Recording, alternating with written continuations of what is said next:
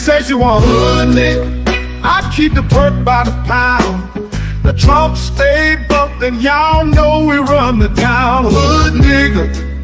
And I keep a bad bitch around. Thick bitch, long hair, yellow, white, red, brown. Hood nigga. And my Chevy sitting on 24s. Flats look like flapjack. Pancake, you ain't no hood nigga. I'ma play the game how it go. They can take me out the hood, but I'ma keep it hood, folks. I'm on that good and alcohol. I got some down bitches I can't call. What's that? I don't know what I'ma do without y'all. I'ma fall till the day I fall. Yeah, long as my bitches love me.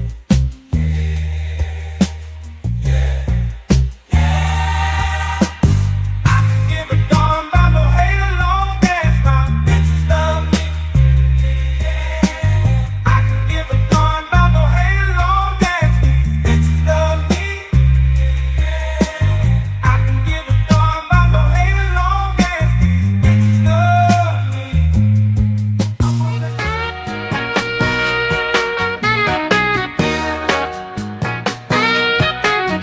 Let me tell you about this country shit. Country shit. Let me tell you about this country shit. Country shit. Let me tell you about this country shit. Country shit. Let me tell you about this country shit. Country shit. Country shit. Let me tell you about this super fly, dirt coast muddy water. Shorty, pop that pussy if you wanna. Let me tell you about this old school Pauline candy yams and collard greens. Pocket full of stones, riding clean. Well, I'm just one parlay away from a new house, new car. I'm just one parlay away. Trust I'ma take us far. I'm just one parlay away.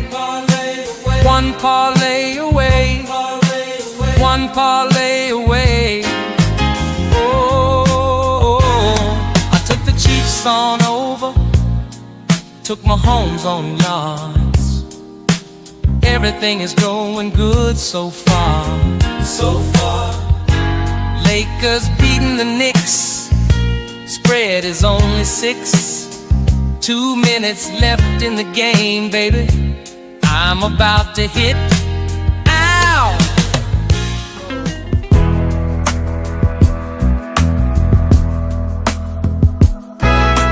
I need out, yeah, I need out. Blood pressure higher than a body count. Tomorrow she has to go. She's a mama. I think I married a hoe. Married a hoe.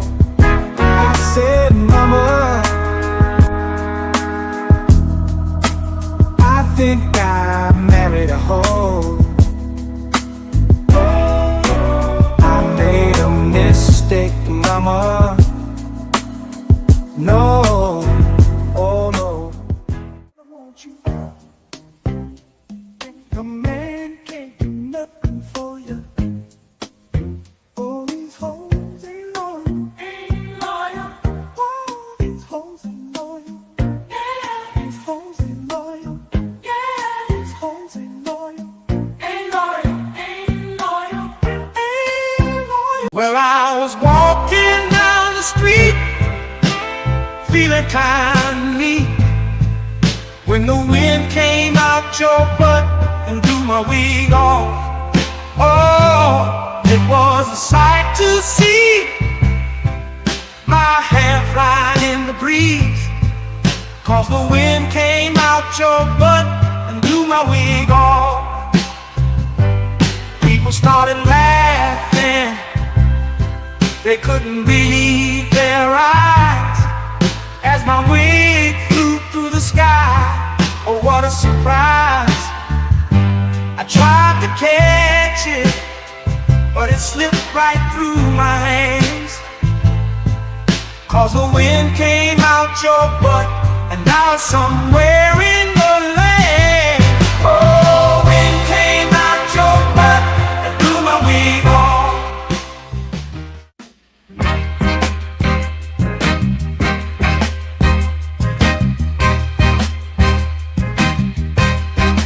Baby, you drive like shit. Did you see the car that you almost hit? I'd rather take the bus instead. Riding with you, I'm gonna end up dead. Don't ask me if I need a lift. Baby, you drive like shit. She just ran through, always stop. I ain't trying to get stopped by the cops. Baby, why the hell did I let you drive? It's a miracle that you're still alive. Don't ask me if I need a lift. Baby, you drive like shit. Whoa, whoa, whoa, whoa, whoa. Look out, my girl is driving. Watch out, my girl drives like shit. Whoa, whoa, whoa, whoa. My girl is driving. Watch out, my girl drives like shit.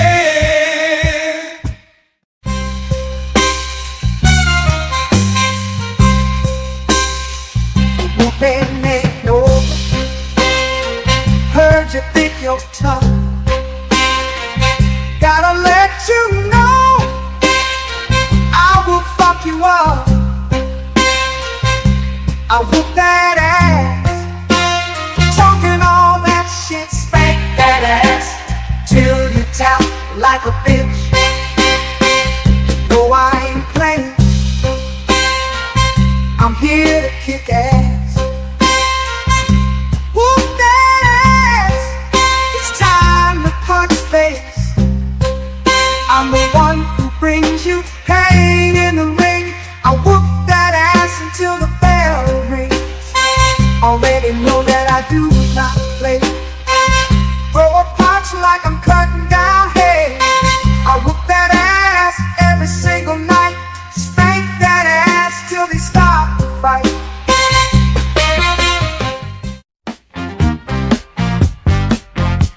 I'll tell you the story of a man, a radioactive tip in his hand.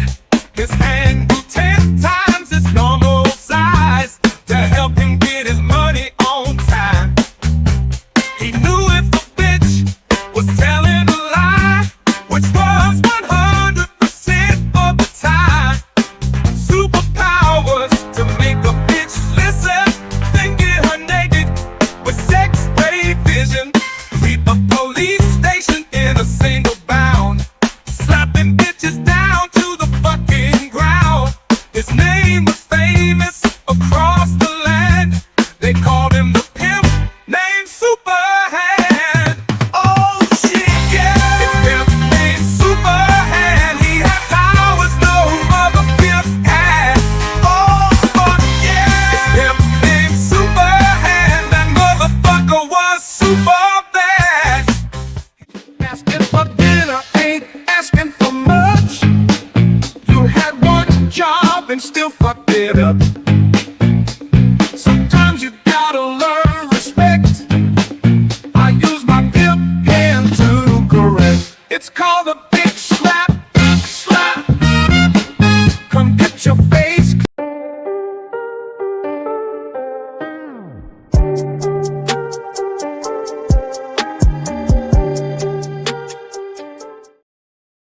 Man, welcome back. What the fuck? Welcome back, y'all, to another episode on the JVJ Network. I am your host. Let's talk with JVJ, man. I hope everybody doing all right. On your way in, as usual, man, do your boy a favor by hitting that like, subscribe, share, turn notifications on, all that in a bag of chips, man, because, we trying to grow around here, and I can only do that shit with y'all help, so, help a brother out. But look, y'all, we got to stay on top of this. We said we was going to stay on top of this case, this Karmelo Anthony case. We also talked about a few other things that's been going on, man. Like, we gotta talk about our boy Trump, man. Trump, man, I ain't been covering him in a little bit, man. Trump been fucking up, bro. I heard about him in his little temper tantrum he threw the other day, y'all. This man threw a whole temper tantrum at like the age of 80 something. I don't know how old he is, but he looked like he old as fuck. He need to go ahead and pass away. But yeah, we're gonna get into a few little different topics today, and then we're gonna get the hell up out of here. Let me see. Uncanny in here talking about bruh is over. Yeah, we're gonna speak about that a little bit. But yeah, man, we just gonna jump into it because I ain't even really trying to waste time. So as usual, man, get your cigarettes, get your weed, get whatever you need. I can't find my fucking cigarettes, and I'm mad now. I ain't gonna lie, I'm mad as fuck. I cannot find my cigarettes. I just bought a brand new pack of cigarettes, y'all, and I cannot find that shit. But yeah, get all that shit, get whatever you need, because we about to go ahead and jump into the first video. I would say shout out to Law and Crime, but they've been on some hoe ass shit since this trial began. But I'm gonna let them give their breakdown or whatever the hell. I'm gonna let them give a little bit of their breakdown about the case of what we saw because the defense actually did arrest today, which is amazing to me. But let's see what we got, and we'll go from there, y'all. So let's get it. Yep. Karmelo Anthony murder trial. The jury will soon decide the fate of the former track athlete accused of fatally stabbing a fellow competitor at a Texas track meet. Was it murder or self-defense? We're inside the courtroom with details on the defense's final witness and the unexpected moment that unfolded just before the defense rested its case. We're on the case, presented by Law and Crime. I'm Chris Stewart.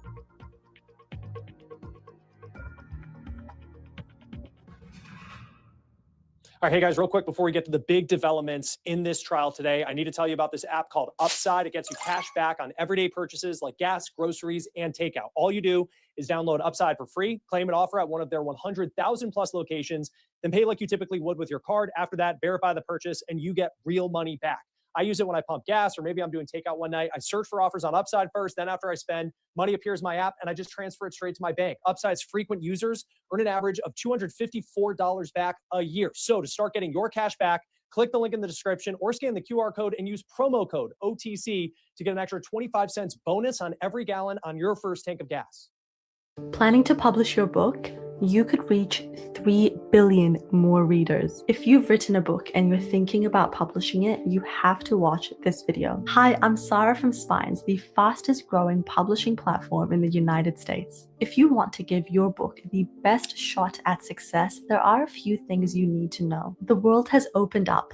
Today's global book market spans multiple languages and formats, with international readers representing billions of potential customers. Smart authors are publishing in multiple languages and reaching readers all over the world. Most authors start with English, but there are 5 major languages and dozens of international distribution channels where your book can be available. At Spines, we expand your reach globally across 6 languages and versions, from soft covers to audiobooks in multiple markets. Using the most advanced translation technology and top-tier international professionals, all at an unbeatable price. Want to publish your book? Karmelo Anthony will not give us his side of the story from the witness stand. We did wonder if the defendant, who is facing a charge of first-degree murder, would testify at his own murder trial, and today we learned that is not going to happen. The defense just rested after calling 6 witnesses over the course of 2 days. Now, the state had called 21 witnesses when they presented their case. Tomorrow, both sides will deliver their closing arguments, and then it will be up to the jury to decide the verdict in one of the most high-profile and emotionally charged trials that we have seen this year. Joining us now, just was inside the courtroom, now outside to talk with us, Cody Thomas of Court TV. Thanks for sticking with us again on this one. Take us inside the moment that the defense rested in this case. Yeah, Chris. So, they called 3 witnesses during the Saturday session. They did do court on the weekend 2 days ago. 3 witnesses then. They came in today, did 3 witnesses this morning. And then, of course, we go on our lunch break. Just a regular old hour and 15-minute lunch break. I pop out here, do some television, go back in. And, mind you, Chris, we've talked about this. This judge has been very prompt. We were supposed to be back in at 12:30 p.m. local time, Central Time here in McKinney, Texas. So we get back in there, 12:35. All right, 10 minutes, 15 minutes go by, and all right, half an hour goes by. Long story short, Chris, we end up waiting for an hour and 45 minutes before something happens. And as we're sitting there, the only people we see go inside this courtroom are the Anthony family, his parents. And so, of course, the speculation starts running. Are they negotiating a plea deal? Is he going to testify? What are we waiting for? Because this is abnormal. This judge has been very prompt. He's been very on time and very, a stickler about being inside the courtroom when he says to be inside. And so we get back in there, we're awaiting this big imminent moment, what it might be, and then the defense says they're arresting. No colloquy, no asking if he's going to testify and him responding or anything like that. We didn't hear him speak. But the defense is now arrested, the state not putting on a rebuttal, the state rests. So that's where we're at now, Chris. And then the jury will have the case tomorrow, of course, following closing arguments and the jury instruction. And then they'll get the case and start deliberating. And the judge also.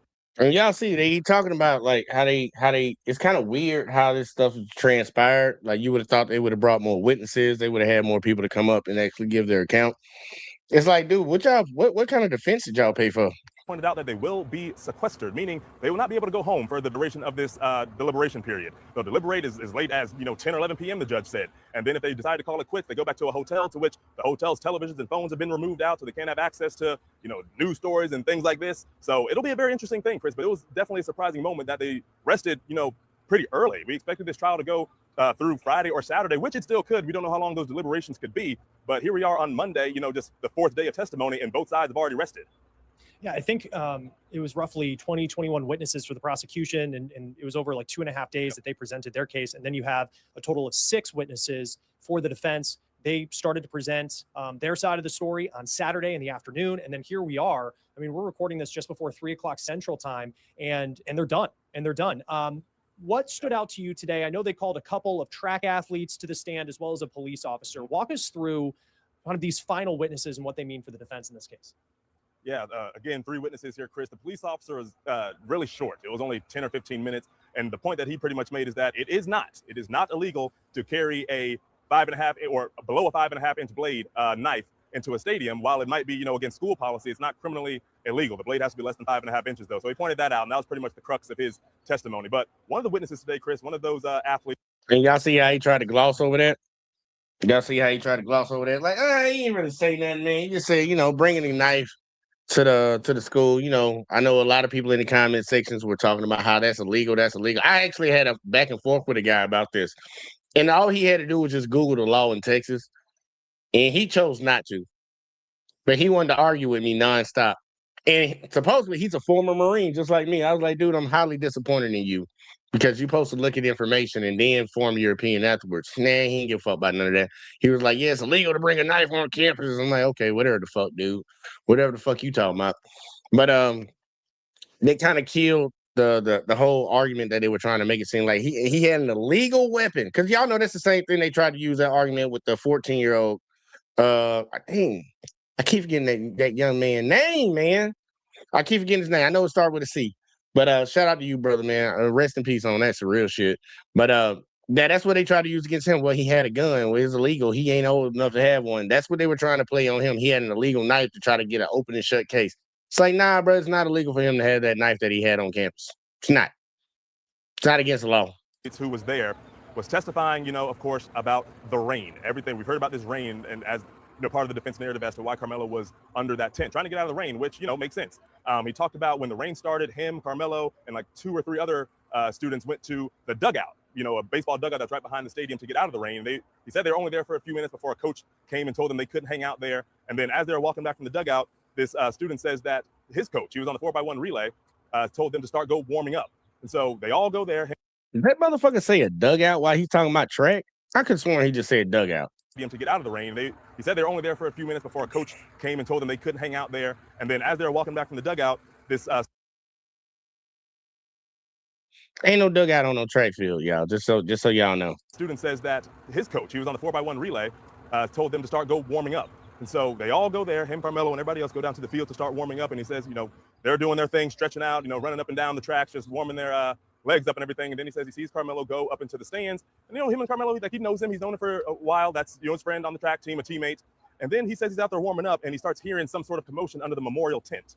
And so he says, he's not quite sure what was going on. Was it, people that knew each other horsing around? Was it, a fight about to break out? He just wasn't sure, but it was loud enough and enough commotion to be concerned. And then he eventually saw Karmelo and he described it as, sort of being kind of surrounded in his initial police report, as a police interrogation, the answers he gave police once this happened. He described it as Karmelo as being surrounded.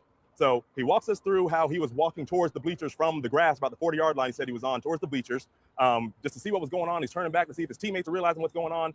And then he sees, a bunch of students scatter. That was his testimony. And that was, of course, the moment that the stabbing happened. Now, under cross-examination, the prosecutor hopped up and it showed that surveillance video yet again. And he kind of challenged what the kid was saying. The surveillance video had all kinds of angles. We have the angle on what happened, and then we have the angle that we actually saw of where this kid was on the field warming up. And they're playing the video, and it gets to the point, and the prosecutor literally goes, boom, this is the stabbing right here, and then he paused it. And then it shows the kid and another collection of runners not walking towards the stadium. So pretty much challenging what the kid had said. And then he talked about how he had interviewed the. Now, y'all want to see something funny? Because we've been here for every day of this trial. The first day when they said they showed the film, this exact reporter told us this is exactly what he said in the very beginning. I ain't gonna say verbatim, but paraphrasing. That they had to zoom in so much that you really couldn't even tell what was going on. They had to zoom in so much to see, and that he said the prosecutor had to let people know who was who in this blurry shit. Pretty much everybody was a blob. Now he's saying that he's running back tape because they had multiple angles now. Remember, we only had one angle before, but we got multiple angles now, and it's to show that one of the witnesses wasn't looking in the direction when the stabbing actually happened. So, did you have a clear video or did you have a blurry one? Help me out. Help me out, because the kid said he was close enough to see it. So that means he's probably maybe 10, 15, maybe 20 feet away. You telling me that the camera went from unblurry 15 feet away to going 15 feet further and then it's magically blurry? I don't know how much of that I believe, but either way, though, he's reporting what he supposedly heard inside the courtroom. Kid, weeks before pre-trial, and he said when he showed him that video, the kid agrees that some of his accounts didn't line up. Some of them were just plain wrong, and the kid agreed to that on the stand. So that was very interesting. And then, of course, on redirect, the defense comes back and says, well, if I told you that the timestamps of these two angles of the video didn't match up, you would have no idea of that. And the kid obviously agreed to that. He's like, I don't know about the timestamps, but that came up earlier in the trial because they said the syncs were off a few seconds. So that's something that the jury's going to have to weigh here, Chris. But that was the most powerful moment to me today, as far as this student testifying his account, the prosecutor challenging that account, but then the defense coming back and being like, well, this might be a couple of seconds off anyway. Crowd health isn't insurance, and that's why it works. See, with crowd health, you'll get help with negotiating your medical bills down. I don't care about none of that. And you go back to that video because it's surveillance video, right? From kind of perched up on the top of the stands of this football stadium. I know you've seen it. It hasn't been released to the public. And it at the time that it was presented, which I think was on the first day of this trial by the state, we were talking about it not being the most compelling video because you don't really see a lot. But here we are so many days later. And that is something that for someone who could be a very important witness to the defense, prosecutors were able to pull that video up once again that the jury's already familiar with and actually point this witness out and say, and they're arguing. Make that make sense, y'all. Even he's repeating it back. Make that make sense. We couldn't get clear video of the situation that was happening probably 10, 15, 20 feet away from where this track star was, where this track runner was. But magically, we can see him perfectly fucking clear. Make that make sense. I'm just saying, make it make sense. That he actually maybe didn't see things the way that he thought he did. Absolutely. And to your point, Chris, yeah, I mean, I'm looking at the video. It looks very grainy, like a gas station video, because it's very wide angle. And when you zoom in, you're going to lose quality. You can kind of make out what's going on, but it still is not the best quality video to be presenting. But at the same time, there are identifiable characters that the prosecution has made very known that they have talked about this week before this trial. So they've walked through, this student understood, and not only this student, but other students as well, have walked through the key players. And then we have the forensic video analyst on the first day that, had the different characters spotlighted in the video. So they made sense of what was really going on. But yeah, you would imagine, Chris, it seems like the prosecution had a better relationship with one of the defense's witnesses. So it's a very interesting thing to see play out and then have the defense case end this abruptly. Yeah, and now they head into closing arguments, and you kind of step back and you think, what is. And that's where we are right now. I wasn't going to drag that one out, y'all. I just wanted to let them get that shit off because we are heading into defensive arguments, and we're going to see what the closing arguments. We're going to see how it plays out. Look, I'm not going to beat on it. I'm not going to harp on it. I'm actually going to save my energy for after the closing argument. Well, we'll talk about it when they do the closing arguments, and then I'm going to harp on the outcome that I could swear I'm going to see. I just got a good feeling I know what it's going to be because it's Texas, man. It's the South.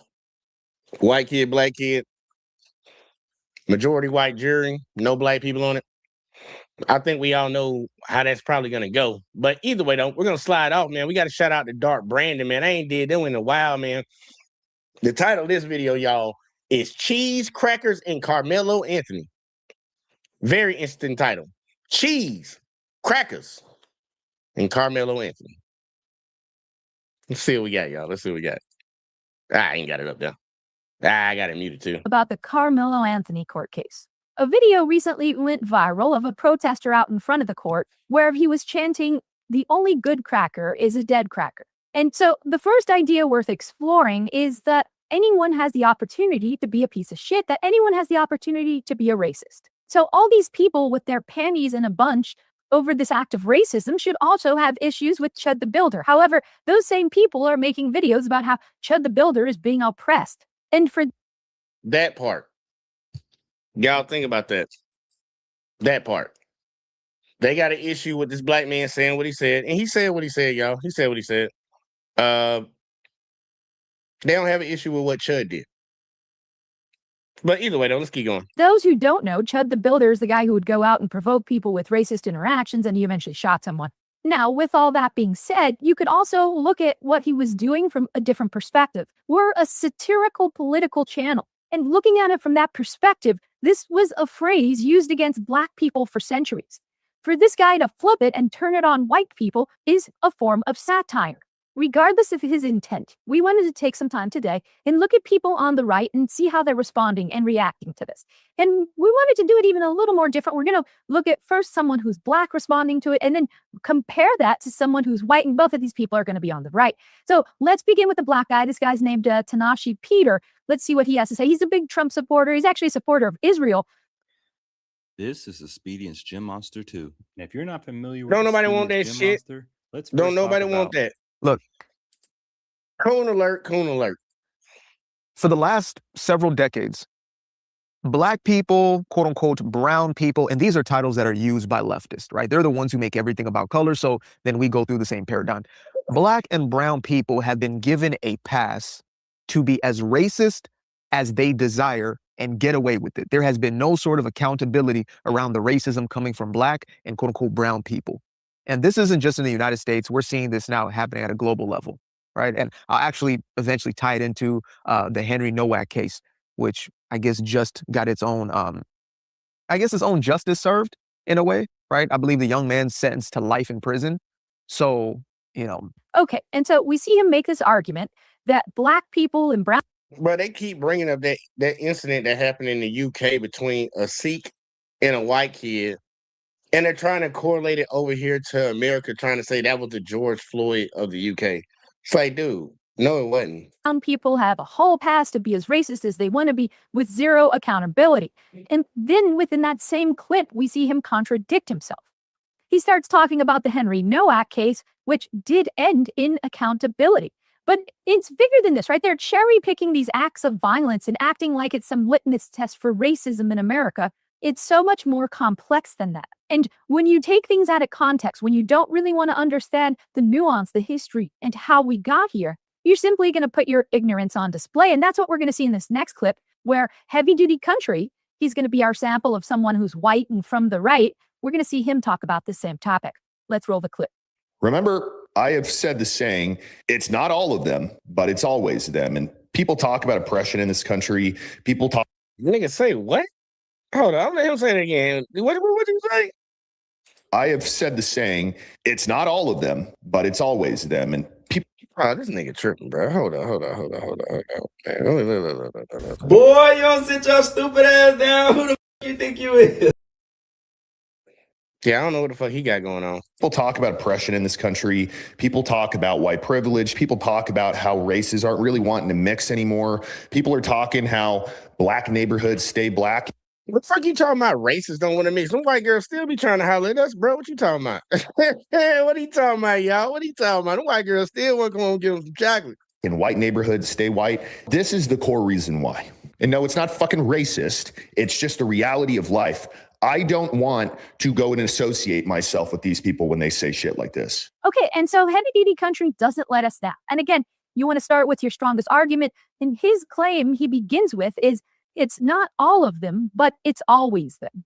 And this is very much in line with Heavy Duty Country, right? He's really into blaming other people. It's kind of the thing you do when you're on the right. But with that being said, the Dark Brandon team does blame Heavy Duty Country and hold him accountable for a lot of how we got to this place in this moment in time. Heavy Duty Country was a big Trump supporter. He used his platform to help elevate him. And even when Donald Trump betrayed him time and time again, Heavy Duty Country was there to give him another chance. Eventually, though, Heavy Duty Country found out that supporting someone just because they have the same racist and sexist beliefs as you doesn't always play out the best. Turns out those people who often have racist and sexist beliefs are often big pieces of shit. They're narcissists. They only care about themselves. They're liars. They're con men. And now, while he's learned all those things, he hasn't learned that these core ideas of hate are part of his problem. Not only that, just as we introed, he really doesn't understand the history or context. He can't put together these ideas that discrimination and racism wasn't an option historically. There was laws in place that prevented people from opportunities, that held back entire communities. Until you honestly take the time to understand that, you're just going to put your ignorance on display as we're seeing him do. Now, let's go back to Tinashe and hear him talk about the cracker talk. Hey, man, we're gonna give her a round of applause real quick, like for that, because honestly, that's a logical, sensible way to actually look at it. But you know, those folks don't get it. But either way, round of applause. All right, let's continue. And more specifically, in today's day and age, in this woke, far leftist, Marxist or cultural Marxist world, we now have anything white as being the oppressor, anything white as being in the wrong, period. To the point where you can have a man standing outside of this courtroom of a hearing of yelling out the only good cracker. Cheese and crackers is not what he is alluding to there. The only good cracker is a dead one. Imagine if there was a white man outside talking about the only good ninja is a dead one. Hey, just so you know, they've already done that. They did that for decades. And some people still say that shit right now. So you can miss me with all them fake tears and shit. And ain't y'all supposed to be freedom of speech people, advocates and shit? People say whatever the fuck they want to say. Like, come on now. You don't even make no sense. Sound like that would be like local, state, and international news for the next 17 dynasties. 17 millennia. That would be covered in leftist news. Oh, you think so? Look, I'm gonna disprove what he's talking about right now, because y'all remember when the motherfuckers with the tiki torches was marching through, I think it was like Charleston, somewhere, South Carolina, or something like that, and they were yelling out, "Jews will not replace us." Bro, you see how fast they run in and defend people that come from that so-called community, the people that cosplaying and shit?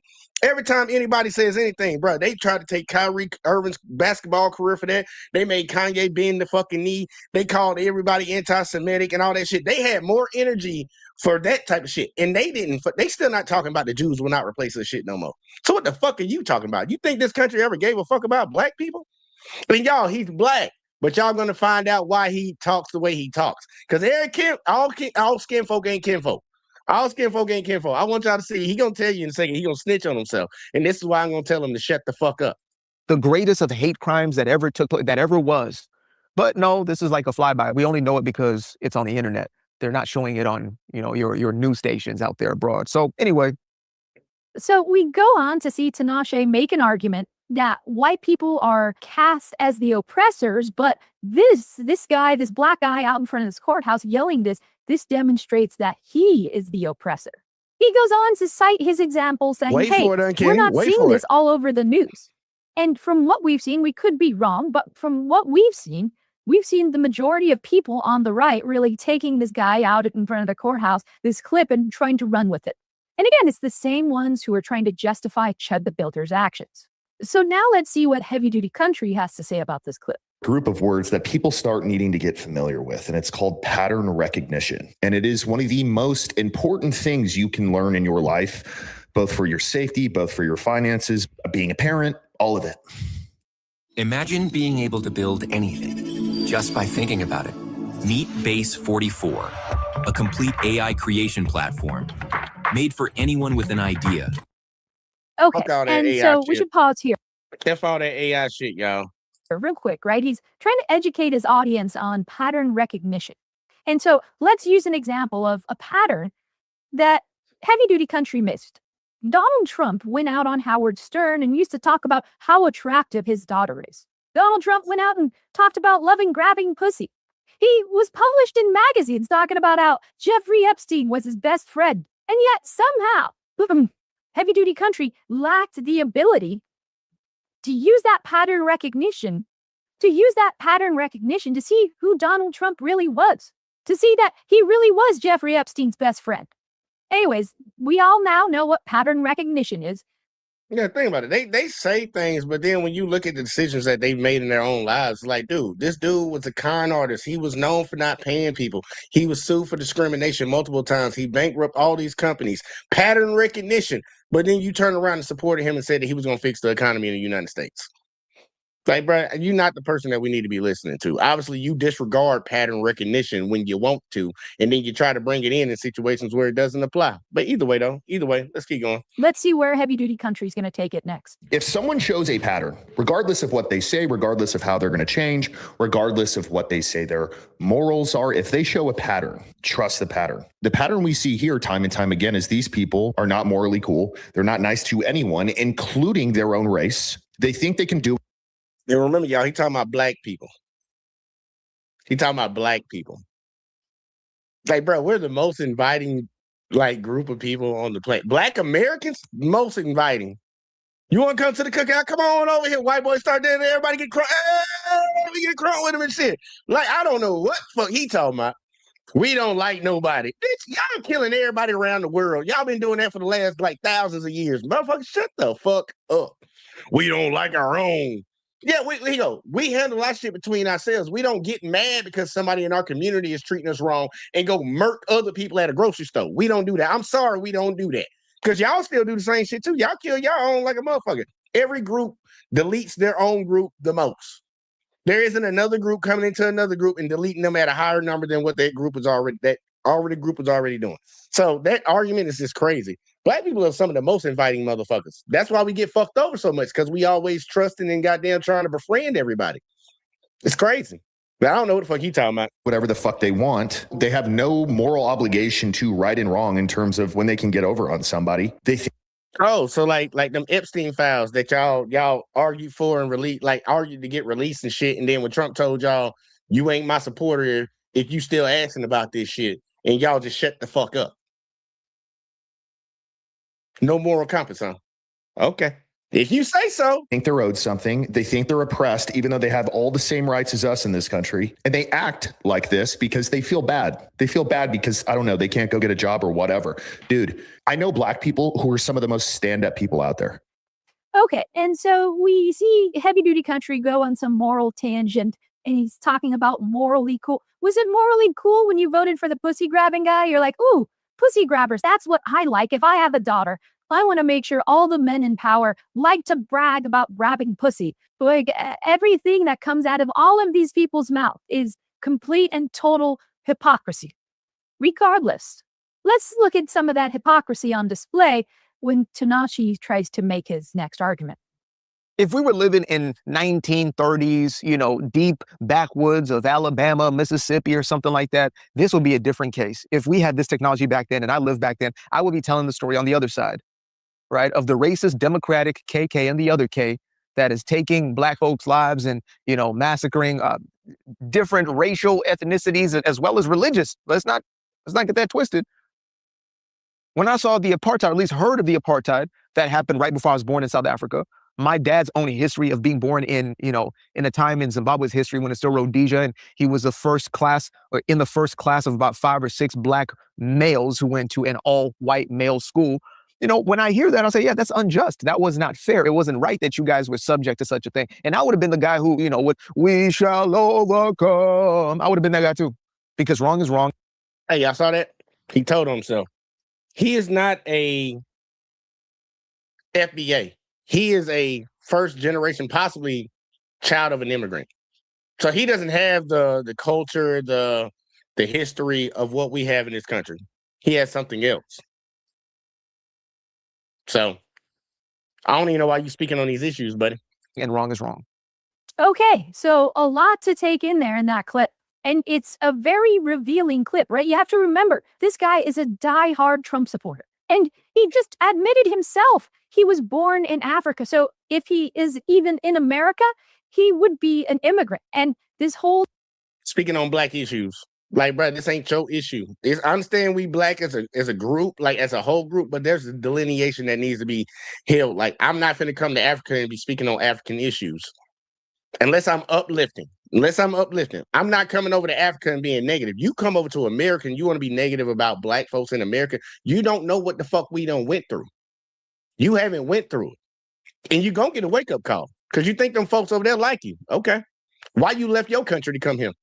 Because they fucked your country up, dummy. Time he is making arguments against immigrants. And we really get the big picture at this moment, right? Not only is he out here pushing the white nationalist narrative, but as an immigrant, he's pushing the anti-immigrant narrative. And so you begin to see this symbiotic relationship. Their narratives align. It just becomes incredibly dumbfound when you see one of these people doing it. I guess it just really stands out, though, when one of these, it just really stands out when someone pushing this narrative is demonstrating and putting so much self-hate on display in so many different ways. And we're going to see in this next clip that he really goes all in on this narrative. And so why is it that all of a sudden now that, some say, well, the shoe's on the other foot, but that's not considering the fact that there's always been discrimination in all places for all measure of reasons. There's been colonizing going on at the hands of the Arabs and the Africans, slavery at the hands of the Arabs and the Africans as much as the Europeans, sometimes even more so, and many times even longer lasting. Okay, and so there we see him trying to make the argument that slavery that existed in other places was just as bad or even worse than the slavery that existed in America. And don't get it twisted, all slavery is wrong. It's just America's history of slavery goes a little deeper than these others. And the reason why is because it took place over centuries and included bloodlines, meaning that the children of slaves also became the property of those slave owners. That's the distinction that we see in American slavery versus other forms of slavery. And that point right there, like just let that resonate and marinate on that shit for a second, man. Like all these other groups that keep talking about, well, everybody's been a slave at one time. Bruh, you were a slave, you lost a war. If y'all were beefing with different tribes or different nations and shit, they kept you for slavery. You could always buy your way out of slavery. What these six sons of bitches did in America taught chattel slavery. Bro, we took you, we took your wife, we took your kids if you had them, and if your wife and your wife or your kids had more kids, guess what? We taking them too. We taking you into it. I forget that gratuity or whatever the fuck. We got all y'all for the rest of your life. There's no such thing as freedom. There's no such thing as getting out of this. That's what they did in America. That's the biggest difference. With all the other slavery. And then on top of that, they was going back and forth to Africa, grabbing more people. Like, bro, like, what are you talking about? They keep trying to act like every slavery was the same. It was not. A very good argument of why it's much harsher, much crueler, and significantly worse. But again, all of these narratives on the right require you to take things out of context, require you to not take the time to understand what happened historically and why it's unique or different. Okay, now let's land some planes and let's begin with heavy-duty country. Are you worried that using your home address for business puts your privacy at risk? At iPostal One, Yeah, we don't care Only about good that. cracker is a dead cracker. Folks, I think one of the most important things in life is being able to put yourself in other people's shoes to understand their perspective. So look, nobody is bugged by this. We know you guys think this of us, but then you want respect, right? You want people to be really nice to you. You want people to hold the door open for you. You want people to not grab their purses when you walk by. And if they do, you call them racist. But then you say shit like this. And so, What? again, we see heavy-duty country trying to take a moral high ground, trying to be this wise person saying, hey, you need to have perspective. And so heavy-duty country, why aren't you applying the same perspective for immigrants whose families are being torn apart? And you should also try to keep in mind the context that we're a country of immigrants and that it's written into the Constitution. Remember that document you're a fan of? But then he goes on to list the things that Black people want. He says, you want us to be really nice to you. You want us to hold the door open for you. You want us to not clutch our purse when you walk by. And you know what Black people want, honestly, in this country? And I think I can speak for the Black delegation. The FBA Black delegation, we want y'all to leave us the fuck alone. That's number one. Leave us the fuck alone. Stop fucking with us. And don't put in sad part, everything kind of goes into leave us the fuck alone. But stop doing all this hateful ass putting shit in the way to try to hinder us from goddamn being from progressing as our community. Leave us the fuck alone. Mind your own goddamn business. If we all got the same rights If we all got the same opportunity, like y'all say, mind y'all own fucking business, man, and leave motherfuckers the fuck alone. But that's the problem. Y'all can't leave people alone. Y'all too worried about everybody else in the world. That's why you're in everybody else's countries. That's why you in everybody else's business. Because y'all too worried about what the fuck is going on, what they doing, what they over there talking about. What they over there talking about? Why we don't know what y'all over here doing? Like for real. Like this nosy ass motherfuckers. We all know Heavy Duty Country has a really feminine purse that probably matches his outfits well. Nonetheless, you could just start with some common decency. We see this contradiction where Heavy Duty Country goes out and says, hey, Chub the Builder is able to have freedom of speech. He's able to go out and say these things. And so he's okay with this toxic white person doing this. But when a toxic black person does this, there's an issue. It's not freedom of speech. It's, hey, you want to... Hey, hold on. Then they go, where Bernie at? Bernie at? Tell him, Bernie, because something ain't right. That ain't right. That ain't right. It ain't right. Yeah, you got a problem when a black person say some hateful ass mean shit, but you don't got no problem when a white dude run around calling everybody the N-word. And then threatening to shoot them when they get irritated by it. But you want to sit over here talking about, y'all want us to open the door for y'all. Y'all want to be respected and stuff. But then you got one black person said this, and now all black people don't deserve nothing. Make it make sense, bro. It's like hypocrites running off at the mouth. But you know, it's a lot of folks in this country that they hear him talking. That's why he has a platform. They hear him talking, and it gets that engine going. It's like revving it up. They love hearing that shit.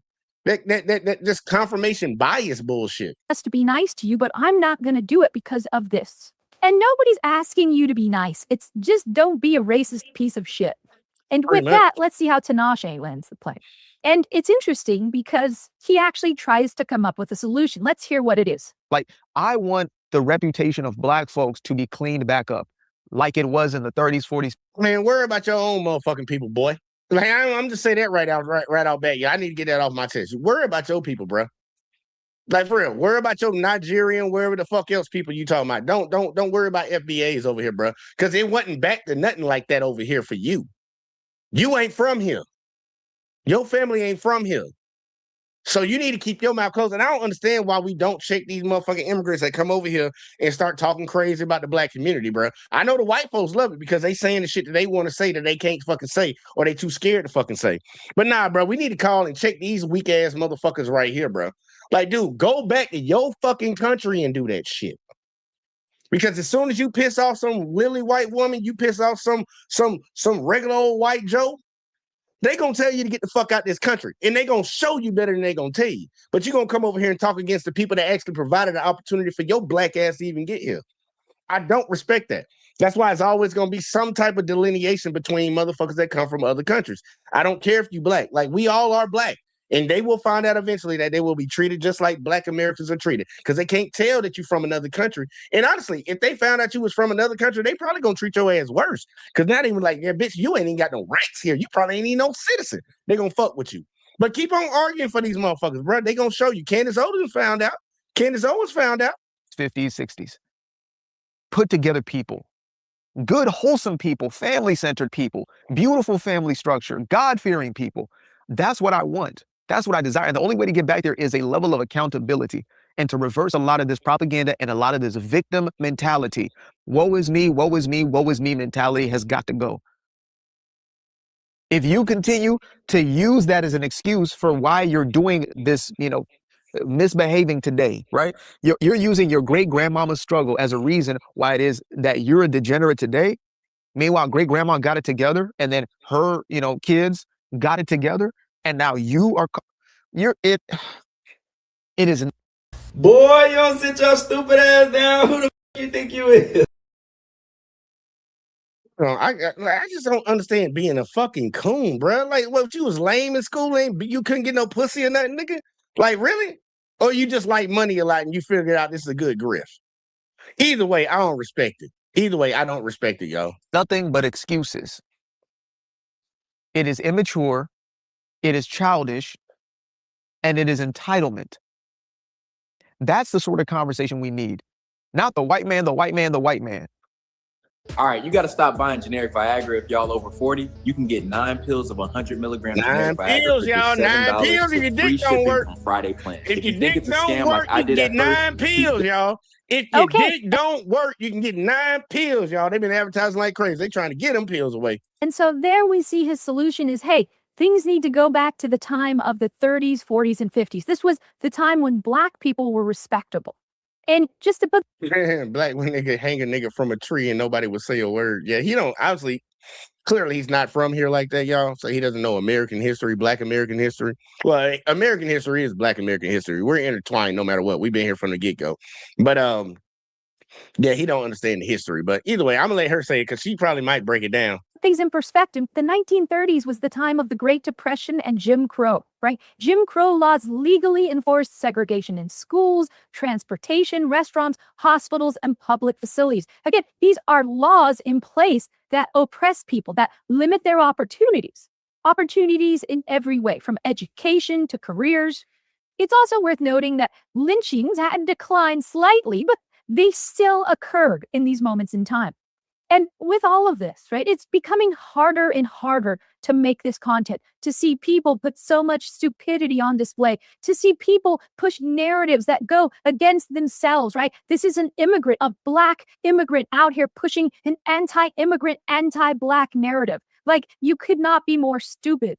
But the cherry on top is how he ends with this idea that, hey, we should just all go back to segregation. Like, he's actively advocating to lose his rights.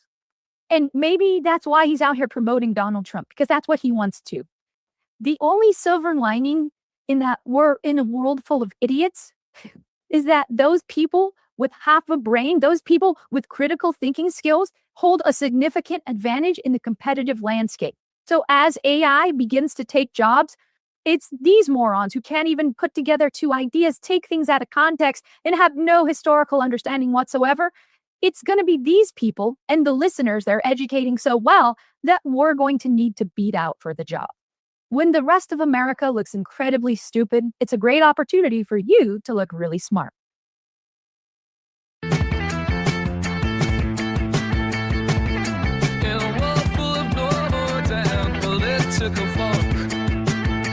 She steps from the shadows. I let it play a little bit, y'all. It wasn't. They ain't finna talk about nothing else after that. I just like how they. I thought they were gonna play the other one though. I ain't gonna lie. They got a couple of different outros on Dark Brandon, man. Y'all should go check them out, man. If you into like political commentary that actually leans a little bit more towards the left, like y'all into that type of shit, it is what it is. But we did want to talk about like your boy Trump, yeah, because this is gonna be the last topic. But I got 2 videos for it, so we're gonna try to go through them quick. But your boy Trump, man, he was having a conversation with one of these reporters. And I want to show y'all the difference between how different sides cover things. I'm going to give y'all a breaking point first, y'all. Because Trump caught an attitude, y'all, and stormed out. He stormed out like a little kid. He was like, he threw a little tantrum, y'all, with getting asked basic questions and getting challenged. Like, because he thinks that he just say whatever you want to say and everybody's supposed to eat it up. Yeah, like a woman, to be honest with you. But I'm gonna give y'all breaking points perspective on one side of it, and then I want y'all to see the valuetainment with PBD and all them dick sucking ass motherfuckers over there. It's crazy. It's crazy the difference between the two. But you're gonna see the video on both of them, so you can judge off of whatever you want and see who you think was more close to calling it accurate. But either way, though, breaking point. Shout out to them boys. They've been doing some shit. Sagar, you can get your shit right sometimes. You be fucking up a little bit, bro. But either way, though, let's go.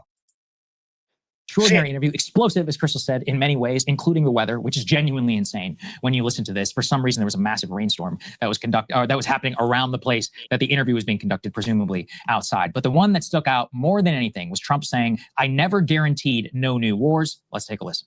What changed? Because you insisted no new wars. First of all, I didn't guarantee no war. Why would I have built the strongest military in the world? I built our military. I inherited a terrible military. We had no equipment. We had nothing. I built a tremendous military. Biden gave a lot of it away, but it's still a relatively small portion compared to what I built. But you said it over and over again, Mr. Why would I build a military? Now, I didn't want to use this, but I'm doing you and everybody else a big favor. In the midst of the greatest stock market in history.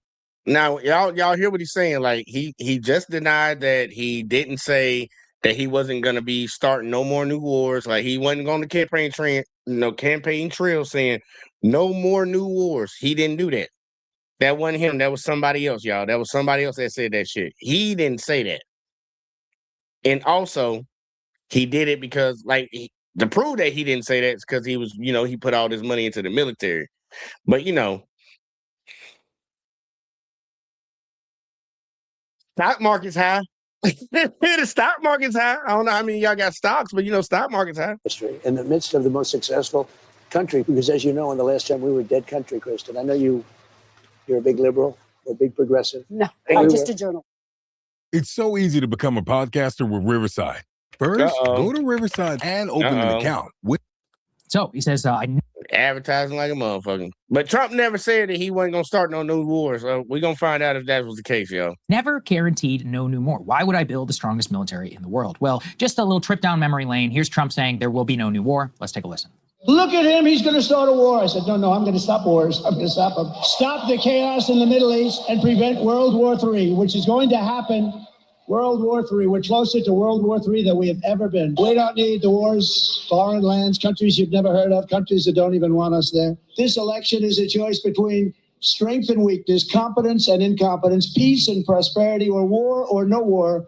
They like a war. They love wars. They love killing people. It's so wonderful. We will restore peace through strength, and we will prevent World War III. We will prevent World War III. We're going to stop wars. There's all this chaos in the Middle East. In fact, do you remember when JD endorsed Trump in 2023? He literally wrote a Wall Street Journal op-ed saying the best thing about Trump was no new wars. And now, Tulsi Jr., they were all on that. That was part of the reason that a lot of people supported him. It's at least the more libertarian faction of a lot of these people, the anti-woke libertarians. And now he comes out, humiliates them, and said, what did he say? He says, I never guaranteed any new war. And this I think, demonstrates a couple of things. Number one, how testy he gets on the subject. But two, how committed he is now currently to this vision of the war, not just with Iran, but you have to put it together with Venezuela and also what's happening right now in Cuba. Cuba is on the verge of collapse. I know we've covered it. Another thing, Sagar, because I know you're going to leave it out. This also tells how he don't give no fuck about none of the people that voted for him and none of the interests that they had. None of the things that he promised that he would do for them. He don't care about that. He has been the same person since he came into public light, not public office, public light, when he was over here trying to be that real estate mogul out there in New York and shit with his daddy's money and shit. He's been the same guy every time. He will say whatever he has to say to get whatever the hell he wants, and then he gonna fuck you in the end. Once he gets what he wants, he's done with it, and he's showing it. Quite a bit, but I mean, it's seriously, things are getting very bad over there. The Visa, MasterCard just pulled out, very imminent, potential U.S. action, all kinds of crazy Bay of Pigs shit being planned by Marco Rubio and the rest of the team. So this definitively, it makes it clear. He's like, no, I never said that, even though we literally have it on camera a million times. Yeah, I mean, this is him being like a sleazy car salesman. Like, well, I never technically said I will guarantee that there will never be no new wars. Things change. And why would I have this incredible military if I wasn't going to start any new wars? Like, obviously, I'm going to use it. And I mean, in a way, there is a kind of truth to that, because if you did not listen to what he said, but looked at his previous actions and also looked at, some of the people who had long been in his circle, look at the fact that he had John Bolton in the first administration, you would say, yeah, I can't really take his word for these assurances. And the other thing that he does is he would say, no, I won't go to war with Iran, on one day. And then the next day we would posture in a very hawkish manner towards Iran. So it really was a sort of like, hear what you wanted to hear, choose your own adventure type of situation. And here we are. We have, I guess, I don't know that we chose this adventure, but this is the adventure that we ultimately got. He was very... No. The motherfuckers who voted for him, Crystal, chose this adventure. They chose it. They chose to get into the car with a motherfucker that was drunk and looked like he had just snorted a line of cocaine, but he was going to take you on a goddamn bus tour on the side of a mountain in Nepal. And you wondering why you hitting the rails and might be running off the goddamn cliff. Nah, they chose this shit. They chose it. Some of us didn't, but a lot of them motherfuckers did. But I'm here for the ride, y'all. It's been bumpier than this before. Agitated throughout this entire interview. And, Kristen Welker has done Trump interviews before. Yeah. And it's not that he likes her, but he has tolerated her. They seem to have I don't want to say a rapport, but she has been able to, push him and have some exchanges back and forth in a way that he has at least been able to sort of accept and tolerate. I covered the White House with Kristen. Yeah. He's always kind of had a thing for her. I don't mean...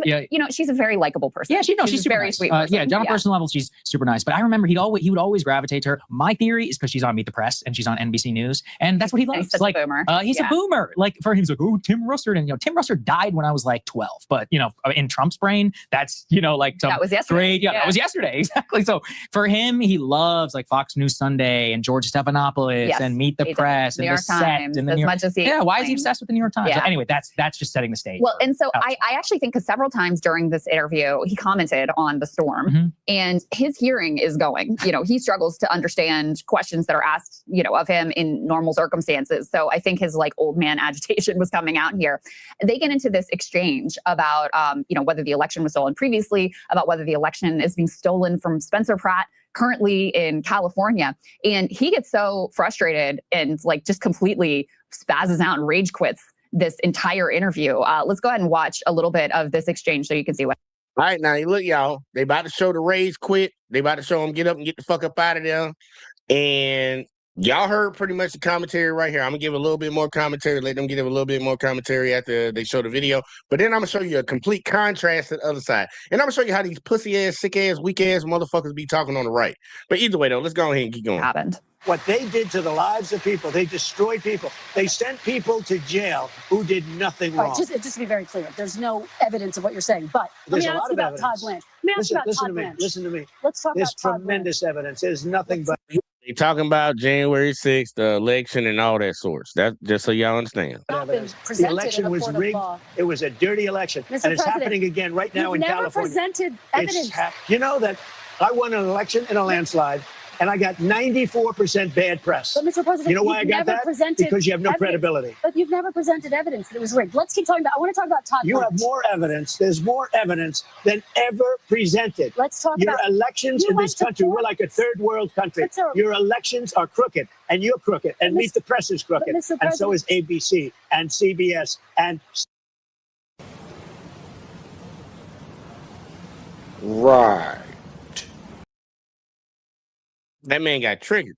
CNN. But, Mr. President- You're one-sided crooked networks. Right. Let's call it quits because I've had enough. Thank you, darling. Have a good Mr. time. President, let's please. I traveled all the way to Wisconsin. I've sat in the rain with you. I know. I I've sat in the traveled rain all the with way you to for an hour. Wisconsin. I ain't gonna lie, that would have been amazing. That would have been amazing though. Oh look, they would have crucified Obama if he did this. Somehow this motherfucker still walking around and everybody talking about, yeah, Trump. It's like, nah, if Obama did that, bruh, they try to kill that man over a tin suit. So like, obviously they ain't really got no ground to stand on. But either way though, you see he getting up, he ready to skedaddle. I told him he like that road running. All I heard was beep beep. On and off in the rain, and I've given you enough time. You want to straighten out your press because you know what? A country can never be great with a dishonest Listen, press. we traveled all the way to Wisconsin for this interview. If you wanna He barely got up Publish though. your book in His 2026, knees, the you need to knees, hear bruh. this. There are only It's 4 in the real ways on knees. how to publish a book. And Hold on. We gotta catch them knees. rain. Catch them knees, y'all. Make sure y'all pay attention to them knees, bro. I ain't gonna lie, he old, but it's still funny. They want to talk about Joe Biden fucking tripping, coming down a goddamn fucking whatever the fuck off a plane or some shit. Why don't he had to catch himself. Them knees, bro. Them knees weren't there. And I've given you enough time. You want to straighten out your press because you know what? A country can never be great with a dishonest Listen, we press. traveled all the way to Wisconsin for this interview. Damn it. Fuck. Rage quit. So there you go. I mean, That nigga. He had to touch it for a second. Like, hold up, man. Okay, I'm good. Let me walk off. and look, In this- fairness, that storm was out of control. That Oh. like I'm Now here you go. We about to hear the commentary of what they took from this, and then I'm gonna show y'all PBD, y'all. genuinely, I could not have done anything in that storm. That would have driven it was pretty wild. It Why seemed did they like not were call like it? I think they were in like a barn with like a metal roof is what it sounded like anyway. But yeah, I mean the other thing is as you age, not that Trump has ever had real impulse control, but as you age, you lose your impulse control. So he just like she kept trying to change the subject because she could tell how agitated he was getting. So she's like, oh, let's talk about Todd Blanche. Let's move on. But he just wants to go in and in and in. And the other thing, this California thing is driving me freaking crazy. Like people acting so shocked that a Trump-backed Republican in LA is not going to win. Like this is any kind of shocker. And people can go back and watch Saagar and Ryan interviewing David Dayen before the election even happened. And he laid out the first ballots that are going to be counted are going to be very strongly Steve Hilden and Spencer Pratt. And then as more ballots come in, they're going to be more Democratic and the numbers are going to shift. This was all predicted in advance. It was no shock. It was no surprise for people that actually knew what was going on. But in any case, yeah, I take it as a sign of, I think the rain agitated him, but also his old man fragility, where he just cannot even, keep it together with someone that he, afterwards he's still like trying to be a little bit nice to her on his way out. So this isn't someone that he has like a deep hatred for. And the other thing that was funny to me is that CBS caught a stray in there, given what we know about how they've gone over and above and beyond to try to keep him happy. What I think has really happened here is he cannot face criticism whatsoever. And this is a very different Donald Trump. I'll tell you, I interviewed him many, many times. You can go read the transcripts of any of those if you want to. We would, we did exactly what Kristen did. When he gets mad, you kind of worm your way around. You don't want to get kicked out. And so you'll push, here, a little bit there, push something like this. But from when I understand the Israel-Iran situation, the Iran thing has become such an obvious disaster that he is very fragile on the subject. He cannot hear one word of credit. And this translates to everything. This is why he's so edgy. This also explains why in the middle of bombings, he's sitting there picking up his cell phone from all of these different reporters being like, oh, I'm going to tell them not to do this. Like he's sitting there, basically, he's like all of us. He's like monitoring the situation on the news, except he's the most powerful person in the world. He's probably getting all of these different military briefings and all these other people coming in. And he's trying to shape the narrative from his phone and with words. But that's not something he's ever been able to do before. It is very LBJ-esque, like in terms of sitting, cosseted in the White House. You have all this criticism outside, everywhere you go. Every time you turn on the news, you just see this nightmare. They have this thing hanging over your head. And so what do? You surround yourself with yes men and people who tell you that you're doing such a phenomenal job. And so this is what happens, combination with aging. It's created this exact situation. It's more of a bubble really than ever before. Because I can tell you, he would do some of that in the first term. And there was also a lot more novelty to it, to attacking the press, CNN, fake news. It's been 10 years. Come on, we've heard it all before. CNN is fake news, going after the lying press and all this stuff. It's kind of an old act, literally, at this point. Well, also he's And look, we're gonna stop right there with them because I ain't finna beat a dead horse on this. Y'all saw what they're kind of moderate liberal. They're not leaning more towards the conservative side, but they're kind of like moderate liberal. I'll say Sagar is more like towards the conservative side, but he's more of a moderate. Crystal, she's not liberal, but she's like, they're kind of like right here in the middle in a sense when it comes to it. He's more closer to the right in the middle, and she's more closer to the left in the middle. But we heard what their breakdown was when it pertained to this. Well, I want y'all to see where some people that are just straight up to the right, don't give a fuck. And if y'all want to copyright strike the video, I don't give a fuck, bitch, because I ain't getting paid around here right now.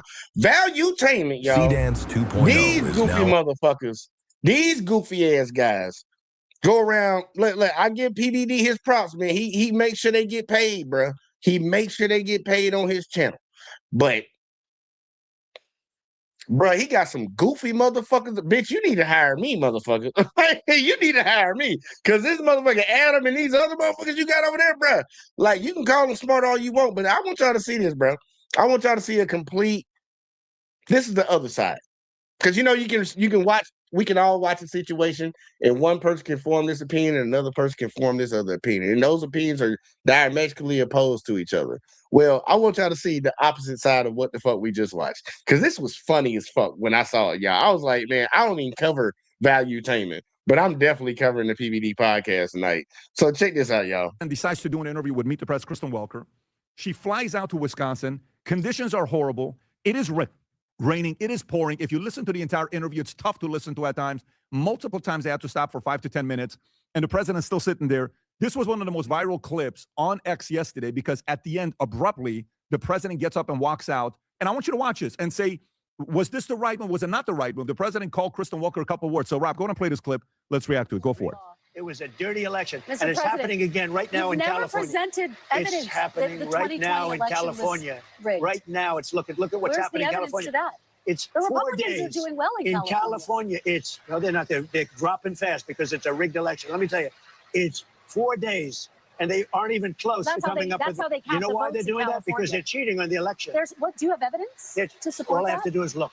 All I have to do is look. That's not evidence. And I listen to people, and let's see what happens. But sir, that's not evidence. Do you think it's appropriate? That's how they that count the votes in Do you think it's California. appropriate that they have an election and 5 days later they're nowhere close to picking a State winner? and local officials acknowledge they are slow. They're urging. No, they're crooked. They're urging They're the votes to be counted quickly. That's how they vote They're in crooked, California. just like you're crooked. Your press is crooked, and Meet the Press is crooked. To be fair, I'm not crooked, but let's Really? Let's Well, you continue. play right into their hands. Let's continue. You're either crooked or you're stupid. You play right into their hands with this rap. You know that these elections are rigged. Your network knows that they're Look at rigged. her. You know that I won an election in a landslide. and I got 94% bad press. But Mr. President, you know why I you've got never that? presented Because you have no evidence. credibility. But you've never presented evidence that it was rigged. Let's keep talking about. I want to talk about Todd. You have more evidence. There's more evidence than ever presented. Let's talk your about elections you in went this to country. court. We're like a third world country. But, sir, your elections are crooked, and you're crooked, and Meet the Press is crooked, Mr. and so is ABC and CBS just went off. and CNN. But, Mr. President, You're one-sided crooked network. So let's call it quits because I've had enough. Thank you, darling. Have a good time. Mr. President, let's please. Watch I the traveled mic. all the way to Wisconsin. Step on the mic. I've Wait sat for in it. the rain. I know. I I've sat in traveled the rain all the with way you to for an hour, Wisconsin. on and off in the rain, and I've given you enough time. You ought to straighten out your press because you know what? Mr. A President, country can never be we great traveled with a dishonest listen, press. we traveled all the way to Wisconsin for this interview. There you go.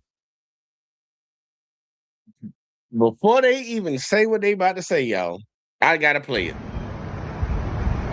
Yeah, this shit crazy, bro. This shit wild. You saw that shit, man? We supposed to expect this man as the president-in-chief, y'all, as the president-in-chief, commander-in-chief, to deal with high-intent situations and make the most logical decision that's going to be in the benefit of this country and its citizens. And this man can't even sit in a fucking interview where a motherfucker said, what's the evidence? Like, literally, he got mad about that. Where's the evidence? What evidence do you have to show that? I can just look at it. Right, okay. But either way, watch what these good goofy ass motherfuckers about to say. Watch this shit. I'm talking about just gluck 3,000 out this motherfucker. That's what they about to be on. And the interview's over. Okay. So now, when he's doing this, Tom, first of all, your reaction to this, because she says they're going to do another interview again. It was a long interview. It's not like they only did a 5-minute interview. It was a good 40 minutes that they did the interview together, 35 minutes that they did the interview together. Tom, appropriate? 40 minutes, 35 minutes. Okay. Inappropriate? Was she not being honest? How do you process it? Well, you know, she's... Hold on. Listen to the premise of his question. Listen to the premise. Was she not being honest? How do you process it? Well... Was she not being honest? You know, she's... You know, words talk, numbers scream. She was made moderator. That's exactly the question I was asking myself this weekend, Pat. I went and I looked. She was named moderator of Meet the Press in 2023. And in the middle demographic that everybody wants, 25 to 40, 25 to 40 or whatever it is, to 54. I think it's 25 to 54. She's taken that show, not as moderator, it's now #1. You know, it's ahead of ABC, it's ahead of CBS. And so because she's that Meet the Press is now #1 on the Sunday news show. So you're giving her credit. She's done well. Yeah, the show has done well, and she's part of the show. I'll say that. It's Meet the Press, but the show has done well, and she's the lead moderator. So she's going to get the opportunity because they got the ratings. And whether you want to believe it or not, the people that are on the president's press team are going to say, hey, you know, they're #1 in the ratings, so they gave it to her. But the conditions were terrible. That must have been hell for the sound man that is working there, because you saw they were in a heavily, What the fuck does anything that he's talking about right now got to do with why the president threw a temper tantrum and stormed off? Who gives a fuck about what the audio guy goddamn got to deal with? Who cares about that it's raining outside? What does that have to do with the president of the United States of America storming out of an interview because somebody asked him for evidence?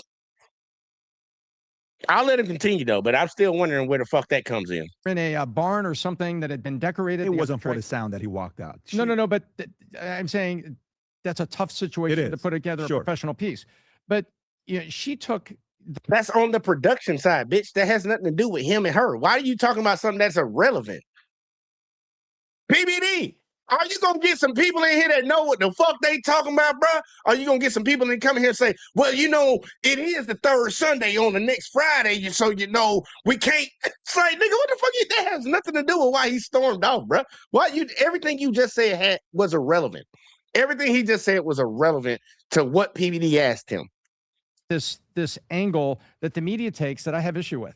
You are not congressional, you know, you're not there for a congressional hearing. You're not there to make accusations go straight down. You're not there to do that. You're there to have an interview with the President of the United States and maybe ask some tough questions. But I think when you cross the line there and you triggered him, What line did she cross? I hope he explains the line that she crossed. And he went off. And the backstory is we're seeing stuff happen in LA. I'm sure we'll get to that in a minute. But my take on it was, you know what? I don't agree with the way she knows exactly what she's doing, and that's her job. She works for a freaking network that absolutely despises Trump. Do you think she likes Trump? Tom, do you think she likes Trump? She hates him. By the way, he called her a Democrat in the interview. She says, "I'm not a Democrat. I'm a journalist." Did you catch that part? Yeah, give me a break. And Pat, the fact that he's even giving you the time, I would be done. He doesn't need to even talk to these people, okay? And then she knows what she's doing, and then at the end she's like, "But we came to Wisconsin. Then why the hell are you doing?" Like, be fair, okay? And it's not like he's lying. If you believe that Joe Biden got, this man said Trump wasn't lying. Trump, literally, we watched Breaking Point, y'all. We just got done watching Breaking Point, where he said no more new wars. The Democrats and Kamala, they're gonna be starting wars. I'm ending the wars around here, and we're in a war. She brought it up. He's like, "Yo, he's lying. He didn't lie, man. Look, all in that's all they doing around here." But either way, he ain't gonna lie, he one of the dumbest ones. The old man, at least he's slow with his delivery, so he kind of give him something. He was trying to throw off on something else and kind of misdirect. This motherfucker coming in like, "Hell no, she was wrong." It's like, bro, I'll let him keep going though. It's funny. This shit gets funny, y'all. 81 million votes, then there's something wrong with you. He's the most popular president in the history, more than Barack Obama and more than Donald Trump. I think it's absolutely ridiculous. And it's as if you're challenging him for evidence, as if he's going to have his lawyer there to bring up all this stuff in Georgia, all the things that are in the courts, Pat, that a lot of these judges are Biden-appointed judges and they're Democrat judges. And then January. Actually, they weren't. A lot of the judges that actually heard a lot of those Trump cases when it came to the election that he was challenging, the majority of them were Trump judges. And speaking of Georgia, we actually did a live stream and actually played the phone call where he called down to Georgia and said, "Hey, I need y'all to find me some votes." So I don't even know why they sitting around. I know their audience, their constituents, the people that follow them will not go look up any information. They'll just hear it and then they'll run with it. That's why I told you I had to do that video, y'all, where I had to explain to this one dude having a knife at a goddamn school is not illegal in Texas. It has to be a certain length, a certain type for it to be illegal. But they don't care. They just listen to these people say shit and they run with it. They don't never double check them. 6. You mean to tell me on January 6th that wasn't a setup with all the FBI, all the confidential human sources with Ray Epps and all the stuff that was going on to make him look so bad, Pat, that he's the one that provoked January 6th when he said, "Be peaceful." Listen to the January 6th. I ain't gonna lie. I gotta come up for this one, y'all. I ain't gonna lie. I'm sorry. The January 6th shit, man, they keep trying to say like it was an inside job, man. It was an inside job. So who the fuck made them thousands of people book a fucking plane ticket from wherever they were in America to come to that one spot to hear him talk? Who made them do it? Did the federal government fund those flights? They funded all those flights. They coordinated between all these different people that stormed the Capitol to get them there that day.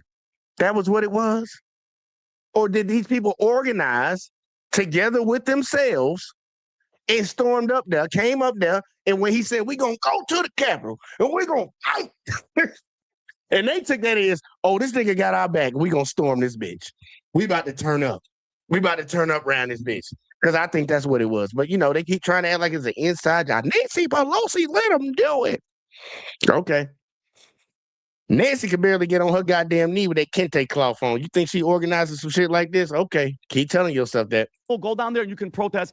It's blatantly obvious what they did. And I love that you said that, Tom. They're doing it, Pat, in plain sight. And we're going to get to California in front of our faces, and we can't do nothing about it. Nothing. California can't do nothing. And we're so lucky because, Pat, Gavin Newsom is, notice how he's quiet. He's the front. When's the last time a Republican won any spot in California? And they like, what are you talking about? It's a blue state. And they mentioned about a blue state not being red? When the last time y'all won fucking California, bro? That's like a Democrat complaining that they didn't win Alabama. It's a fucking red state. It's always been a red state. It's going to stay a red state. This is where racists like to stay. And I know I stay here. That's why I got on a red hat. Front runner. If they get in power, what do you think they're going to make it on a national scale, this mail-in ballots? You remember in Georgia, Pat, they had these, all the drop-offs, Tom, the Sharpie ballots in Arizona, everything. They cheated, but it's not illegal because you know what she said? That's how California voting is. And do you think it's right? That's correct. And she doesn't even want to ask a tough question on it. And this is a president that gets over 90% negative. Think about how dumb these people are. And honestly, I'm trying to tell you, their supporters are dumb too. I'm not just saying like they're smart and they're just like, these guys are smart and they're just trying to mislead people. I think they're fucking stupid too. California has one of the biggest populations of American citizens in their state. And you think that they're going to count the entire state in a fucking day? Like, count all the ballots of everybody that voted in one fucking day. Not to mention the mail-in ballots that come in. You got the people that are in the military that are overseas that have to send their shit in. Like, you think they're going to count all that shit in one day? Matter of fact, let me look at the population of California. Man, let me just, I'm just going, I'm real quick. While visiting the site. What's the population of California? 39.4 million people. They think you're going to count the votes of 39.4 million people one day. Like, bro, what the fuck are they talking about, man? What are you talking about? Coverage from them. Yeah. And my point was, she's actually. Man, these motherfuckers, wait a minute. Boy, you don't sit your stupid ass down. Who the fuck you think you is? These people are slow. I really, that's what I'm telling you. PBD, bro. You want to get some smart people on there, man? Look, you highlight your boy, bro. Because your dudes don't do no research, don't know what they talking about. They sitting right in front of a computer. They sitting there acting like they typing on their phone, looking something up. But they dumb. They so dumb. They probably looking at goddamn fucking Grindr or some shit. They not looking at no information, bro. Like she said, a congressional hearing, and he owes an answer for her out of a briefing book. It's a fucking interview, dumbass. It's a fucking interview. You're supposed to come into an interview expecting to answer fucking questions. Not getting your feelings and damn storming, I'm done with this, and then break their fucking microphone. Like what? Hey, Lena, I see you in here, girl. I'm snapping right now. And she doesn't even want to ask a tough question on it. And this is a president that gets over 90% negative coverage from them. Yeah. And my point was, he's a fucking negative president, dude. He started a fucking war with another country without congressional approval. He got American citizens shot dead in the streets, 3 of them at least right now that we know of. Like, what are you talking about?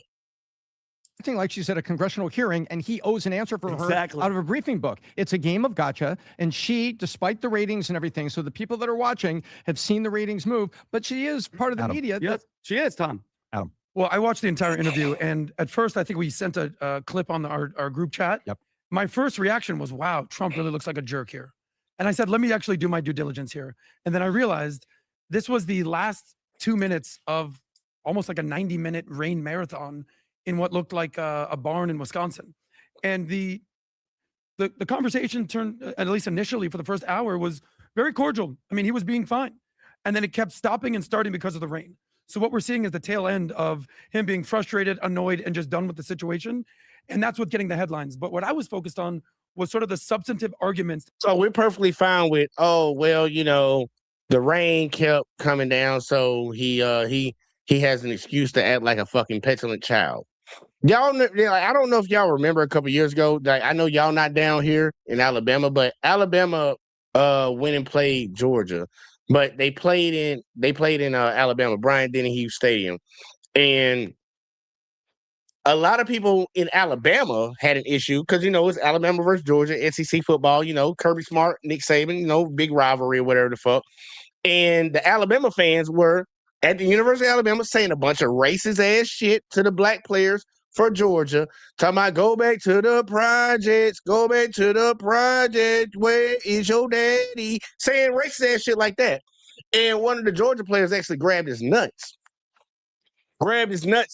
in front of the motherfucker and said, bitch, suck my nuts, nigga. They went in on that Georgia player talking about you need to know how to handle yourself in these situations. You can't be doing that just because people say things. Words are just words. But these same people would be the ones right here defending the president.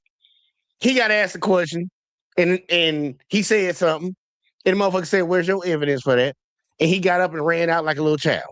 They got more energy for a fucking college football player that's 19-year-olds playing at a Georgia football, playing for the University of Georgia, than they do for the president of the United States of America. Let that sink in on you for a little bit. More energy for a 19-year-old playing football for the University of Georgia than they do for the president of the fucking United States of America. But hey, Lena, we got Lena in here. What's up, girl? Hey, I cannot believe the stuff I be seeing and hearing coming out this election. I've never seen a president this trashy. I cannot believe he's worth $1 billion and he acts like he's admitted trash. I don't want to say white trash. I'm not trying to be racist, but he just reminds me of some type of hillbilly that just got money and don't know how to use it. Like, hit oil one time. It's like, look, y'all don't come from money, but they got rich, and now it's like they brought themselves, they same personality into having the money. So now they around the rich folks, but they still act like that. Yeah, because he was, his dad was rich. He was a realtor tycoon. Real estate. Yeah, got that money in real estate. So he was like, he puts gold on all this stuff from Home Depot or whatever. And he want to build a wrestling ring in front of the White House. The White House. He doing it. He doing it. He gonna disrespect the fuck out the White House. He doing it. That is the trashiest thing I've ever seen. I can understand people like wrestling and stuff. Usually be something small, like a small little tennis court or something like that. Well, he only doing it for one event, Lena. It ain't gonna be like it's gonna be there permanently. But one event is still, that's not where you put it in the White House. Come on now. Right, yeah. The White House is not a place for UFC WrestleMania type shit. It ain't for none of that. But hey, look, he need a distraction, man. He need a distraction. Maybe he don't want to walk too far, man. Maybe he don't want to. He know he got to be in Washington D.C. during that time, and he don't want to have to fly down to Mar-a-Lago and fly back. So you just like, man, just do it at the White House, man. Fuck it. Use American tax dollars on that. And so then I got a question. So what are they doing with California and the voting that they're trying to make it seem they're trying to make it seem like it's nefarious what California is doing out there when it comes to why is it taking so long for the results for the election to come in. It's like, dude, man, there's too many people out there. Like, come on now. It's 39 million people. That's why it took a long time. It took a week or two before we know who the actual winner is. You got mail-in by some people mail in a day. Different states got different rules. That's what I'm saying. Think about it. I'm saying there's a lot of people that I know who residency is California. A lot of Marines, I know that for a fact. And when they get deployed and they go other places, no matter if they just get a private duty station, like me, when I was in the service, my original address is Alabama. So no matter where I was in the world, I would have to mail in my vote, and it would have to come to Alabama first, and then they would have to count it. It might not happen because the date is due for me to actually vote is a date that is due for everybody else to vote, but it's going to take time for my vote to get there. I got to sign it and date it, then send it off. I have to that last day just like everybody else has. So it's going to take time. Like you got a lot of military folks in California. You got a lot of people that travel all over the world that's from California. They might be in other countries and shit. Like it's going to take time. And then on top of that, you still got 39.4 million people. Are you, do you vote? Huh? Do you vote? Do I vote? Mm-hmm. Next question. Oh, I guess. Ooh, I forgot. Next question. I do vote. That before. We haven't talked about that before. I forget. I know. That's why I'm going to leave you in limbo right now. But keep going with your point, though. Another thing too, my mind is all over the place because you did a few strings. The Karmelo case. Oh, I feel like they're railroading that boy. They trying to. I feel like he's framed.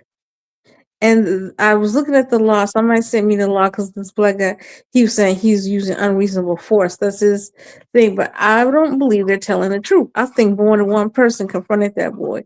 He got scared and he was standing his ground because he got confronted by more than one person. I think one person said something, he walked on down. And his brother, because he keeps screwing up and saying we. And I think him and his brother came down confronted and his brother got stabbed. That's what I think happened. Look, it's a lot of shit that's going into that, but I told you, I just wanted to give a quick update on that one today because I want to hear the closing arguments. I do not personally believe that his lawyers represented him in the best light. And I believe, in a lot of the kids that they brought in for the prosecution, I believe a lot of them little motherfuckers was lying like a motherfucker. Even the little black kid that was supposed to be his friend that tried to deny that he was his friend. I think he was a lying ass motherfucker. But I understand it because a lot of them are seniors going into their senior year. And guess what? You got to go to school with his big ass brother next year. Not only that, they scared of the wrath of the school. You don't want to be that. Now, I don't even think it's just the school. I think it's the whole community. I don't think you want to be that one kid that actually went up there and told the truth and got that black kid that killed Austin off. We gonna do something to you and your family. That's true. I believe there is a lot of fear in a lot of them kids. And I believe that's why a lot of them went up there and lied, because you can see the contradictions from the statements that they gave to the police and the reports that we got from the fucking news people when it came out, because we don't have no transcripts. I had to explain that to another dude. They talking about we got transcripts from the court case. Bitch, you don't get no transcript until after the goddamn court hearing's over with. They ain't allowed no cameras, no nothing in that bitch. You ain't getting no transcript until after the fact. All you getting is third-party reports. But I ain't gonna lie, I can see a lot of intimidation, and then on top of that, moving it out of the city, out of the county that it would actually happen in. I believe look, I already had my mind made up that they were probably gonna find him guilty ahead of time. But with his defense, I ain't gonna lie, his defense, I don't think they did a good job. I don't give a fuck. This a 17-year-old. What the fuck? This is my client. They paying me. I'm about to grill these goddamn kids. I don't give a fuck. I don't care if I come off. What you gotta kind of care if you come off as rude and harsh to a teenager and shit. But like, dude, somebody's life, his livelihood is on the line right now. So you got to do your job. So if I was his parents, man, I ain't gonna lie, I might say, man, look, man, we need to do a retrial off of incompetence. But he still could possibly get off on some fact that they didn't put any black people on the jury. So, but it's a lot of it's a lot of missing information when it came to this trial. There's a lot of misinformation. But either way, keep going though. Before I play this video a little bit more. And I was studying. You did a midday live too? Not today. Oh, that was just a replay. And Shao, I'm just listening. I'm gonna drop down because I gotta get ready for work. Also, if Kenny listen, hey baby, but doesn't that guy have as many hats as you do? He got hats like that all in his phone, everywhere. Oh my God, she trying to compare me to Uncanny. This is not a good look. No, not you. I'm talking about the guy on all the hats that guy have in the background. That's the way Uncanny has his hats. He got a lot of. Oh damn, she snitching on Kenny. You got a whole bunch of hats in your house, Uncanny. I'm gonna take one of them bitches whenever come up there. He got a lot. Yes, that's all he be wanting for his birthday and Christmas and stuff. Goddamn hat. He got a huge collection. All right, I'm gonna drop down. Yeah, get your ass up out of here, Lena. You gotta work. Love you, friend. Bye. All right now. And Lena's go, y'all. Let's finish this last little bit out. That he was making. And I'll go real quick. I have 3 little things here. So number one, he said, listen, we're close to a deal. And let me tell you something. Part of if this deal doesn't come through, you know what I might do? She goes, what's that? He goes, I might blow the hell out of him. He goes, that's much easier to do, but I don't want to do that. But he goes, and then he kept saying, listen, this is 100 days. And he kept giving examples. He goes, Vietnam, we were in 19 years. And then she kept trying to correct him. Then, he goes, excuse me, 19 years. Like, what don't you understand? We're talking about 3 months versus 19 years in Vietnam. And he talked about Korea, and he talked about Iraq, talked about Afghanistan. He goes, guys, it's been 100 days. Are you really playing this game that we don't have enough time? And that's why I think maybe he's not that concerned with them. Yeah, this motherfucker sounds stupid. I ain't trying to listen to that. That motherfucker got embarrassed so many times. He got embarrassed by a goddamn comedian in a goddamn debate about politics, and this motherfucker lives in politics. Make that make sense. How a fucking comedian beat you in a conversation about politics, and that's your profession? He does comedy. Hey, buddy, Donald Trump said that he was going to end that goddamn shit on day one. He said not the Iraq war, but the goddamn Russia-Ukraine war was going to end on day one. He already told us multiple times when it came to fucking Iran that we decimated all they shit. The wars won, all this woo-woo stuff. 3 months later, over 100 days later, y'all, my bad. Watch over here. Over 100 days later, we still over there, bruh. We still over there, bro, with no goddamn end in sight. Stop sucking dick for a living, bro. Like, these dudes got to stop sucking dick for a living. That shit's gay, just so you know. That shit is gay. Matter of fact, I got a video for that one. Hold on. Where my clip at? Where's that? Where's that? Hold on. I know I got it right there. You go. Oh, okay. So now I see a little gay in you. Good. When you did this, I saw it. I saw it, man. I saw it. That's some gay ass shit, bro. Like, you always sucking this man dick when this man just blatantly out here lying. Like, he got mad at that lady because she called him out on him making that statement that they stole an election from him. She was like, well, where's the fucking evidence, dude? He had a chance to put up evidence, y'all. He never put up any evidence that proved that they stole the election. And I'm going to show y'all how crazy this is. I ain't even going to bullshit. Man, let me bring this shit over here, man. Look, we getting off of YouTube right now. I'm about to goddamn Google this shit, y'all. Just so motherfuckers can see this shit. And go to goddamn Google, man. Google this shit. Google it. All right, here we go, y'all. Was the election stolen from Donald Trump? All right. Let's see. Trump claims. Matter of fact, let's see. It's 2020 election. Okay, there you go. I know how they ask it better because I need AI to say something. I ain't trying to talk. I ain't trying to read nothing. Was the 2020 election stolen from Donald Trump, according to evidence? PNAS. I know somebody might not want that. PNAS. They pretty much saying no evidence for systemic voter fraud. Okay. Results of the lawsuit regarding. There you go. Matter of fact, did Trump win any lawsuit contesting the 2020 election? God damn it, just say no. The various claims of evidence alleging a stolen 2020 election have been exhaustively investigated and litigated. Whatever the fuck. Judges heard claims. Man, let's just read it. Campaign Legal Center. The various claims. Matter of fact, I'll make it a little bit. Man, y'all don't need. You don't really matter. Y'all can't see this shit anyway. But I'm gonna make it as big as I possibly can. That's what she said. Get off my screen, bitch. The various claims of evidence alleging a stolen 2020 election have been exhaustively investigated and litigated. I guess whatever the fuck. Judges heard claims of illegal voting and found they were without merit. That mean that motherfucker just talking shit. So for all them people that want to keep talking shit, shut the fuck up. ACLU, federal judge dismisses Trump's attempt to disenfranchise 7 million Pennsylvania voters.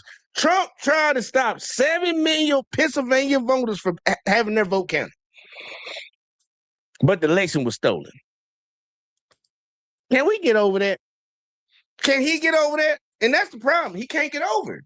Yo, he can't get over that shit, bro. He can't let it go. He can't let it go.